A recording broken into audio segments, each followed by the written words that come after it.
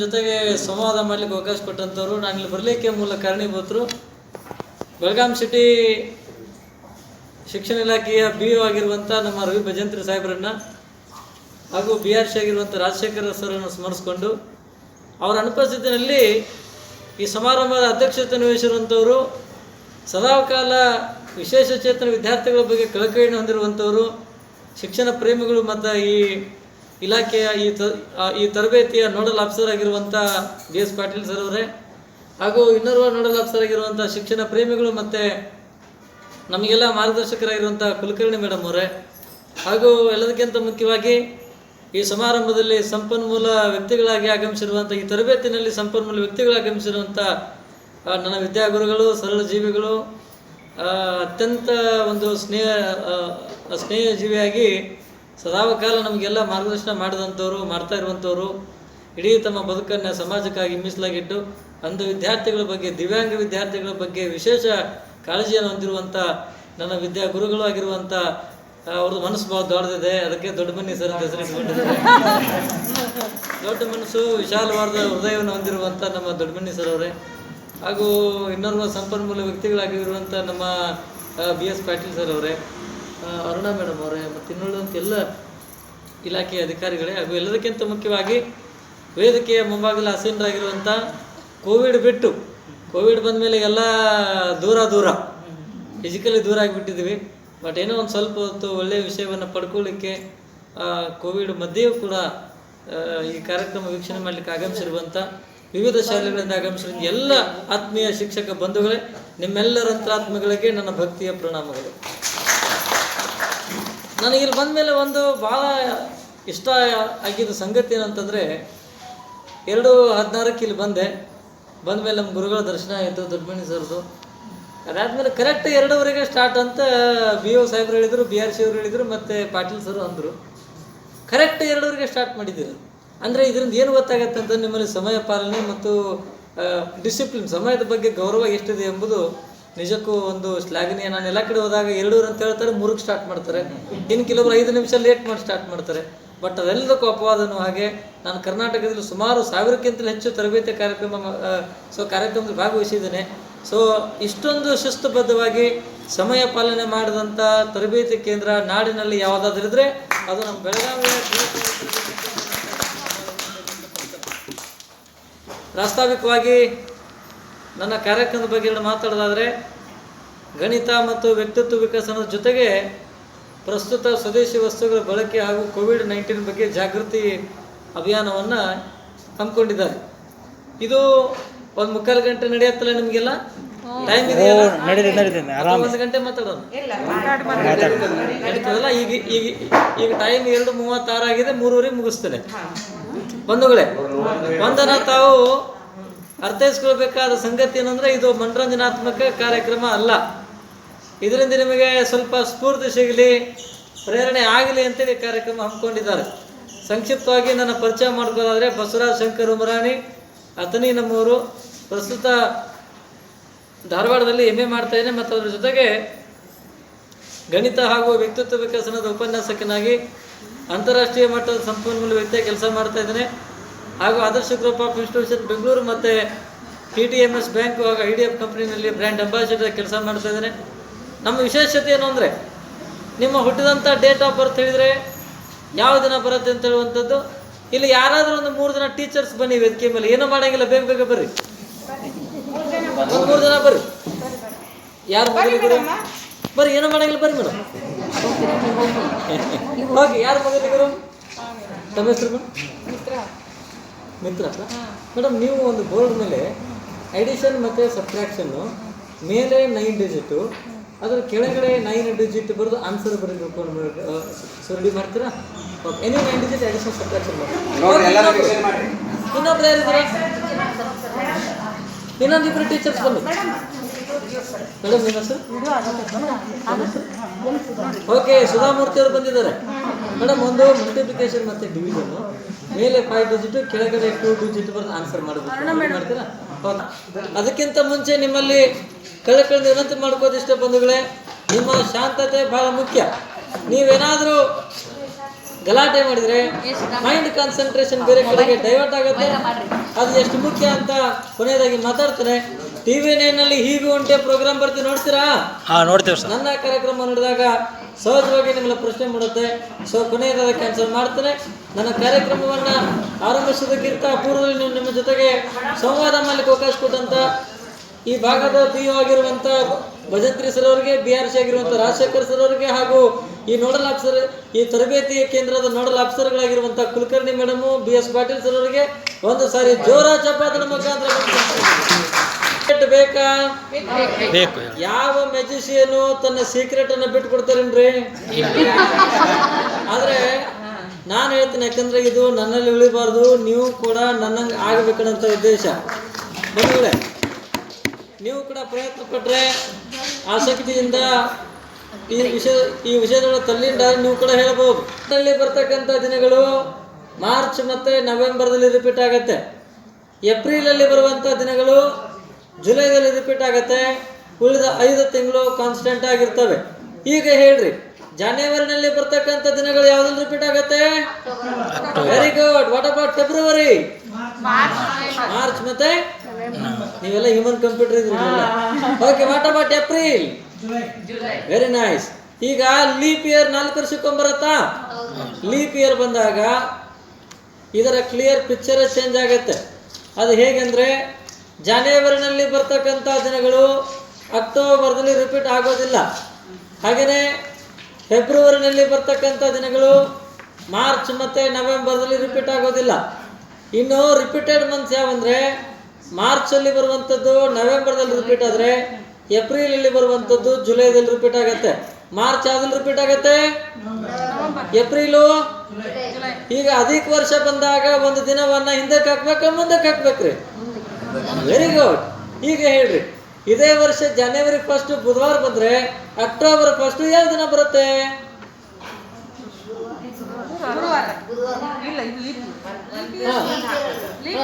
ಜನವರಿ 1 ಬುಧವಾರ, ಅಕ್ಟೋಬರ್ 1 ಗುರುವಾರ.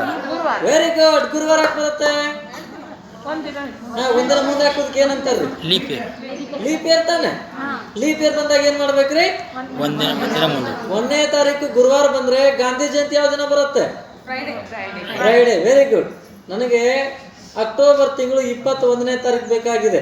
ಇದನ್ನ ಹೆಂಗೆ ಕಂಡು ಹಿಡ್ಬೇಕಂದ್ರೆ, 2 ಶುಕ್ರವಾರ, 3 4 ಎಲ್ರೂ ಮಾತಾಡಬೇಕು, 5 6 7 ಒಂದು ವಾರದಲ್ಲಿ 7 ದಿನನ. ನನಗೆ ಆ ತಿಂಗಳಲ್ಲಿ ಬರ್ತಕ್ಕಂಥ ಎಲ್ಲ ಬುಧವಾರಗಳ ಬಗ್ಗೆ ಮಾಹಿತಿ ಬೇಕಾಗಿದೆ. ನಾವೇನ್ ಮಾಡ್ಬೇಕಂದ್ರೆ 7ಅನ್ನ ಕೂಡಿಸ್ಬೇಕು. ಎಷ್ಟನ್ನ ಕೂಡಿಸ್ಬೇಕು? ಈಗ ಹೇಳ್ರಿ ಬಂಧುಗಳು, 7 ಆದ್ಮೇಲೆ ಮುಂದಿನ ಬುಧವಾರ ಯಾವ ದಿನ ಬರುತ್ತೆ? 14 ಆದ್ಮೇಲೆ? Very good. 21 ಆದ್ಮೇಲೆ? Very nice. You also will become human computer. ಈ ವರ್ಷ ಸೊ ಈ ವರ್ಷದ ಅರ್ಥ ಆಯ್ತಲ್ಲ. ಇದೇ ವರ್ಷ ಜನವರಿ 1 ಬುಧವಾರ ಬಂದ್ರೆ ಮುಂದಿನ ವರ್ಷ ಜನವರಿ 1 ಯಾವ ದಿನ ಬರುತ್ತೆ? ಗುರುವಾರ ಬರಬೇಕಾಗಿತ್ತು. ಗುರುವಾರ ಆದ್ಮೇಲೆ ಶುಕ್ರವಾರ ಬರ್ಲೇಬೇಕಲ್ಲ. ಶುಕ್ರವಾರ ಯಾಕೆ ಬರ್ತದ್ರಿ? ಲೀಪ್ ಇಯರ್ ಬಂದಾಗ ಏನ್ ಮಾಡ್ಬೇಕು? 21 ಶುಕ್ರವಾರ ಬಂದ್ರೆ 22 ಯಾವ ದಿನ ಬರುತ್ತೆ? ಶನಿವಾರ. 23 24 25 ಮತ್ತೊಮ್ಮೆ ವಿಚಾರ ಮಾಡಿ ನಿಮ್ಮ ಮೈಂಡಿಗೆ ಸ್ವಲ್ಪ ಕೆಲಸ ಕೊಡಿ. ಮಂಗಳವಾರ ಬರ್ಬೇಕಾಗಿತ್ರಿ ಮೇಡಮ್, ಯಾಕೋ ಸ್ವಲ್ಪ ಅದು ಎಡವಟ್ಟಾಗಿದೆ. ಅದು ಯಾವ ದಿನ ಬರುತ್ತೆ? ಅಲ್ಲ, 24 ಸೋಮವಾರ ಬಂದಿದೆ, 25 ಬೇಕಾಗಿದೆ. ಅಲ್ಲ 2025 ಅಂತ ಕೇಳ್ತಾ ಇರೋದು ನೋಡ್ರಿ. 2020 ಜನವರಿ 1 ಬುಧವಾರ ಬಂದಿತ್ತು, ಹೌದಾ? ಮುಂದಿನ ವರ್ಷ ಜನವರಿ 1 ಯಾವ ದಿನ ಬರುತ್ತೆ? ಗುರುವಾರ. ಗುರುವಾರ ಬರಬೇಕಾಗಿದ್ದು ಶುಕ್ರವಾರ ಬರುತ್ತಾ? 22 23 24 25 ಮಂಗಳವಾರ ಬರಬೇಕಾಗಿತ್ತು. ಬುಧವಾರ ಯಾಕೆ ಬರ್ತದೆ? Because of leap year. ಅರ್ಥ ಆಯ್ತಾ? Any difficulties? Shall I go next task? Okay Mitra madam, ನೀವು ಬರೆದಂತ ಅಡಿಷನ್ ಕ್ವಶನ್ ಹೇಳ್ರಿ. 2 to numbers ಹೇಳ್ತಾ ಹೋಗಿ ಪ್ಲೀಸ್. 2 to numbers. ಇದನ್ನು ಲೆಕ್ಕ ಮಾಡಲಿಕ್ಕೆ 1 ನಿಮಿಷ ಬೇಕಾಗುತ್ತೆ. ಅಲ್ಲಿವರೆಗೆ ಭಾಗಾಕಾರ ಮಾಡಿರಿ. ಆಮೇಲೆ 888 ಟೇಬಲ್ಸು ಮತ್ತು 30 ನಂಬರ್ಸ್ ಬೋರ್ಡ್ ಮೇಲೆ ಬರೆದು ಬಿಡ್ರಿ. ಸೀದಾ ಉಲ್ಟಾ ಹೇಳೋಣ. 3 6 8 5 4 6 7 8 into 33 ನೋಡೋಣ 1 ನಿಮಿಷ ಏನಾಗುತ್ತೆ ಅಂತ. 80 799 7104 6216 5328 440 3552 2664 1776 888. Thank you. Narendra Modi 500 rupees. ಸರಿ 200 ಇದೆಯಾ? ಅಸಲು ಮೋದಿ ಎಲ್ಲ ಕನ್ಫ್ಯೂಸ್ ಮಾಡಿಬಿಟ್ಟರು. ಸೊ ದಿಸ್ ಇದೆ 500 ರೂಪೀಸ್. 700 ರೂಪಾಯಿ ಆಗಿದೆ ಟೋಟಲ್ ಅಮೌಂಟು. ನೀವು ಕೌಂಟ್ ಮಾಡ್ಬೇಕು ನನ್ನ ಜೊತೆಗೆ. ಇವ್ರು ನೋಡ್ರಿ, ಮಸಾಲ ದೋಸೆ ತಿನ್ಲಿಕ್ಕೆ ನರೇಂದ್ರ ಮೋದಿ 50 ರೂಪೀಸ್ ಕೊಟ್ಟಿದ್ದಾರೆ. ಆಮೇಲೆ ನೀವು ಇಲ್ಲಿ ಇರಬೇಡ್ರಿ, ಸೀದಾ ಬೆಂಗಳೂರಿಗೆ ಹೋಗ್ರಿ ಅಂತೇಳಿ ಬಸ್ ಚಾರ್ಜ್ ಅಂತ ನರೇಂದ್ರ ಮೋದಿ 2000 ರೂಪಾಯಿ ಕೊಟ್ಟಾರ ನೋಡಿ. 2750 ರೂಪಾಯಿ ಆಗಿದೆ ಟೋಟಲ್ ಅಮೌಂಟು. ಆಮೇಲೆ ಇದು ನೋಡಿ, this is 100 rupees. 2850 total amount. Next one. ಆಮೇಲೆ ಮೇಡಮ್ ನೋಡ್ರಿ, ಇವ್ರು ಚಾ ಕುಡಿಯೋಕೆ 10 ರೂಪಾಯಿ ಕೊಟ್ಟಾರೆ. ಆಯ್ತಾ? ಯಾರು ಇರ್ತಾರ್ರಿ? ಯಾವಾಗಿಂದ ಹೇಳೋಣ? ಇಂಡಿಯಾ ಪಾಕಿಸ್ತಾನ ಅಥವಾ ಬೇರೆ ಹೇಳೋಣ? ಯಾವ್ದು ವರ್ಲ್ಡ್ ಕಪ್ ರೀ ಮೇಡಮ್? T20 world cup. ತಮಗೆ ಹಿಂದಿ ಬೇಕಾ, ಕನ್ನಡ ಬೇಕಾ, ಇಂಗ್ಲಿಷ್ ಬೇಕಾ? ಯಾವ್ದು? ಇಲ್ಲಿ ಹೋಗ್ರಿ, ಹಿಂದಿ ನಮ್ಮ ರಾಷ್ಟ್ರೀಯ ಭಾಷೆ ಹಿಂದಿ ಹೇಳೋಣ. ಬಂಧುಗಳೇ, ಭಾರತ ಮತ್ತು ಪಾಕಿಸ್ತಾನ ನಡುವೆ ಪ್ರಥಮ T20 ವರ್ಲ್ಡ್ ಕಪ್ ಫೈನಲ್ ಪಂದ್ಯ ಸೆಪ್ಟೆಂಬರ್ 24, 2007 ಸೌತ್ ಆಫ್ರಿಕಾದ ಜೋಹಾನ್ಸ್ಬರ್ಗ್ನಲ್ಲಿ ನಡೆದ ಕಾಮೆಂಟ್ರಿ ಹಿಂದಿಯಲ್ಲಿ ಹೇಳ್ತಾನೆ. ನೀವು ಗಮನಿಸಬೇಕಾದ ಸಂಗತಿ ಏನಂದ್ರೆ ಇದು ಮಿಮಿಕ್ರಿ ಅಲ್ಲ. ಅವತ್ತು ನಡೆದಂಥ ಕಾಮೆಂಟ್ರಿ ಆ್ಯಸ್ ಇಟ್ ಈಸ್ ಹೇಳುವಂಥದ್ದು.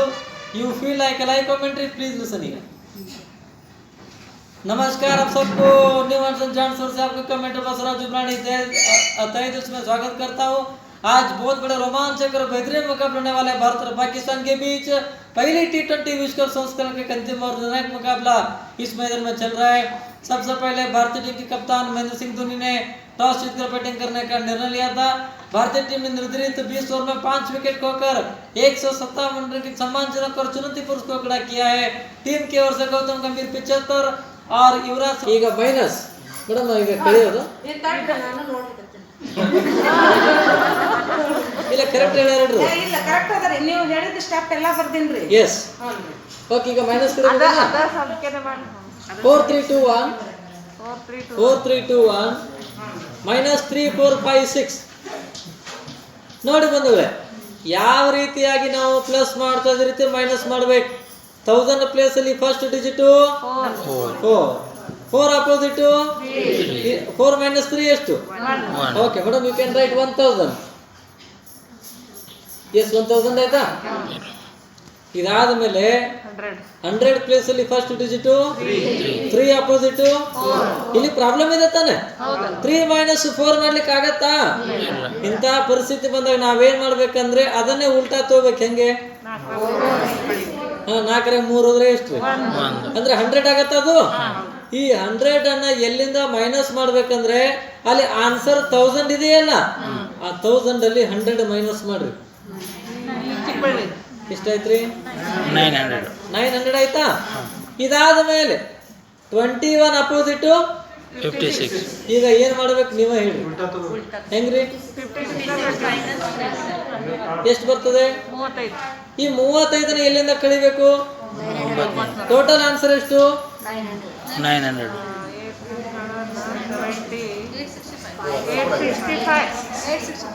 ಎಷ್ಟು?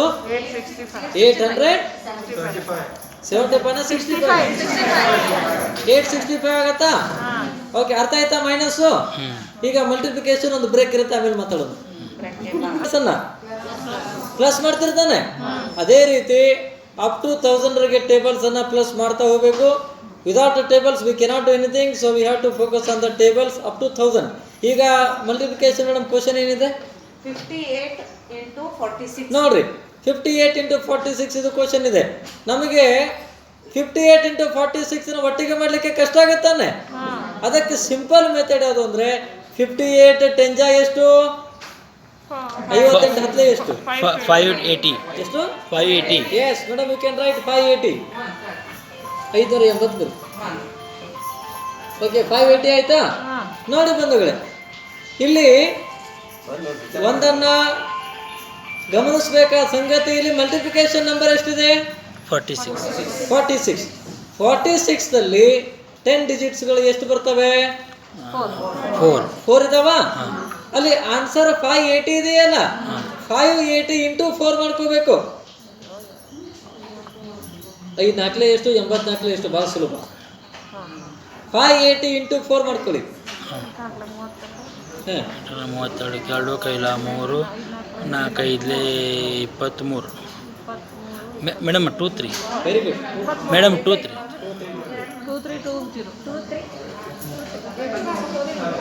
ಅಲ್ಲ 580 ಇಂಟು 4 ಮಾಡ್ರಿ ಮೇಡಮ್. ಹಾಂ ಅವ್ರು ಕರೆಕ್ಟ್ ಇದೆ ನೋಡಿ, ಕರೆಕ್ಟ್ ಹೇಳಿದ್ರು. ಎಷ್ಟಾಯ್ತು ರೀ 2320. 2320 ಆಯ್ತಾ. ಓಕೆ, ಆಲ್ರೆಡಿ ನಮಗೀಗ 58 ಇಂಟು 40 ಲೆಕ್ಕ ಸಿಕ್ಕಿದೆ. ಇನ್ನು ಉಳಿದಿರೋದು ಎಷ್ಟು 6.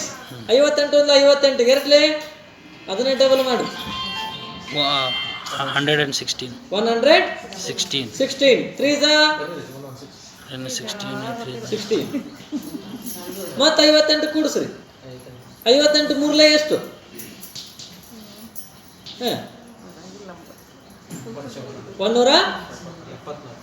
174 ಆಗತ್ತಾ. ಓಕೆ, ನಮಗೆ ಎಷ್ಟು ಗುಣಾಕಾರ ಬೇಕಾ 6 ತಾನೆ, ಅದನ್ನೇ ಡಬಲ್ ಮಾಡಿಬಿಡ್ರಿ. 174ನೇ ಡಬಲ್ ಮಾಡಿ.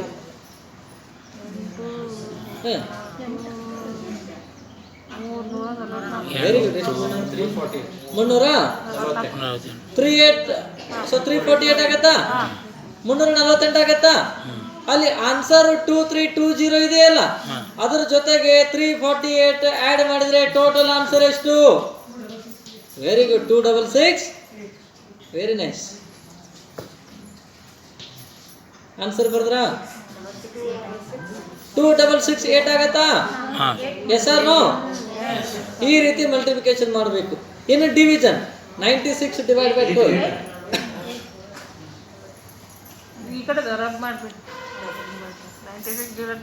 Okay, 96 divide by 12. ನೋಡಿ ಬಂಧುಗಳೇ, ಭಾಗಾಕಾರ ಸ್ವಲ್ಪ ಕಷ್ಟ ಇದೆ. ಹೇಗಂದ್ರೆ ಡಿವೈಡ್ ಬೈ 12 ಯಾವ ನಂಬರ್ನಿಂದ ನಾವು ಡಿವೈಡ್ ಮಾಡ್ತಾ ಇದ್ದೀವಲ್ಲ ಆ ನಂಬರ್ನ ಟೇಬಲ್ಸ್ ಸಹಾಯ ಪಡ್ಕೋಬೇಕು. ಇಲ್ಲಿ ಡಿವಿಷನ್ ನಂಬರ್ ಯಾವ್ದಿದೆ 12. ನಮಗೆಲ್ಲ 12 ಟೇಬಲ್ಸ್ ಬರ್ತಾವ. 12 1 ಜಾ 12. ಓಕೆ ಮೇಡಮ್, ಇಲ್ಲಿ 2 ಕಾಲಮ್ ಮಾಡ್ರಿ. ಆನ್ಸರ್ ಕಾಲಮ್ ಅಲ್ಲಿ 2 ಕಾಲಮ್ ಮಾಡಿ. ಕ್ವಶನ್ ಕಾಲಮ್ 12 ಬರೀರಿ, ಆನ್ಸರ್ 1 ಬರೀರಿ. 12 is equal to 1 answer. Answer 1 ಬರೀರಿ. 1. ಓಕೆ, 12 ಕ್ವಶನ್ ಆದ್ರೆ ಆನ್ಸರ್ 1 ಬರುತ್ತಾ. 24 ಅಂದ್ರೆ 24 ಎಷ್ಟು 2. 36 48 60 72 84 96 ambulance.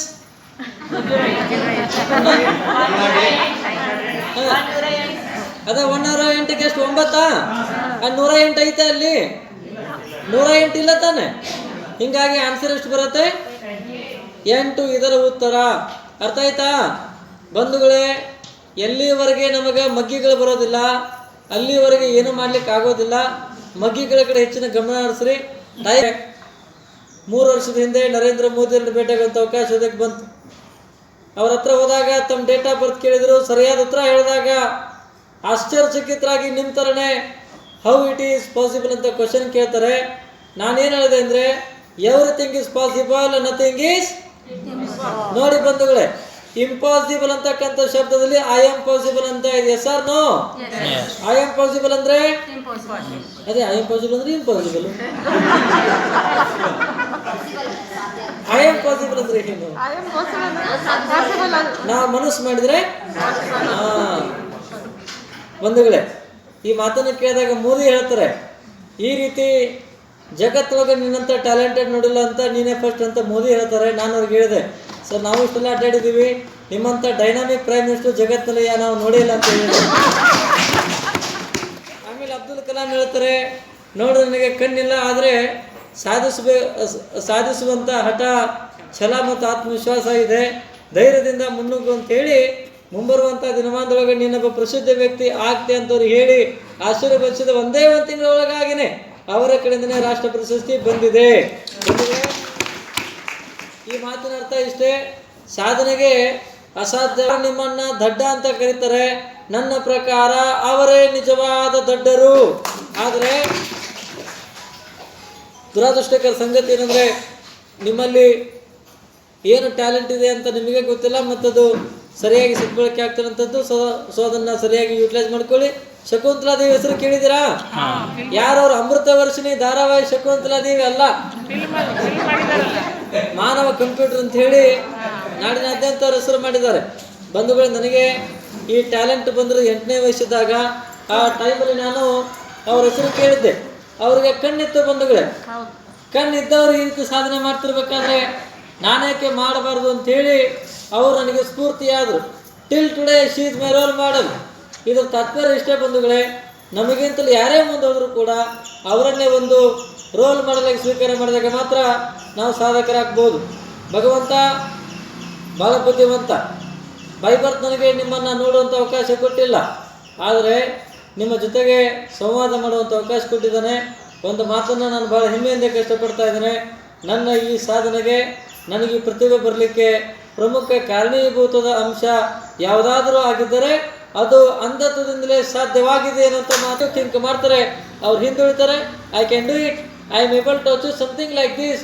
Who thinks always positive definitely will get success in our life. ಈಗ ಹೇಳಿ, from now onwards so do you think negative or positive? ಬಂಧುಗಳೇ, ನೀವು ಯಾರು ಕೂಡ ಚಿಂತೆ ಮಾಡಬೇಡ್ರಿ, ಪಾಸಿಟಿವ್ ಚಿಂತನೆ ಮಾಡಬೇಕು. ದೇವರ ಹತ್ರ ಪ್ರತಿನಿತ್ಯ ನೋಡೋದ್ರಿಂದ ನೋಡಿ ನೋಡಿ ನಿಮ್ಮ ಮೈಂಡು ಡೈವರ್ಟ್ ಆಗುತ್ತೆ. ಸೊ ನಾವೇನು ನೋಡಂಗಿಲ್ಲಲ್ಲ, ಅದಕ್ಕೋಸ್ಕರ ನಮ್ಮ ಮೈಂಡು ಕಾನ್ಸ್ಟೆಂಟ್ ಆಗಿರುತ್ತೆ. ಇದು ನಿಮ್ಮ ತಪ್ಪಲ್ಲ, ನಿಮ್ಮ ಕಣ್ಣಿನ ತಪ್ಪು ಬಂಧುಗಳೇ.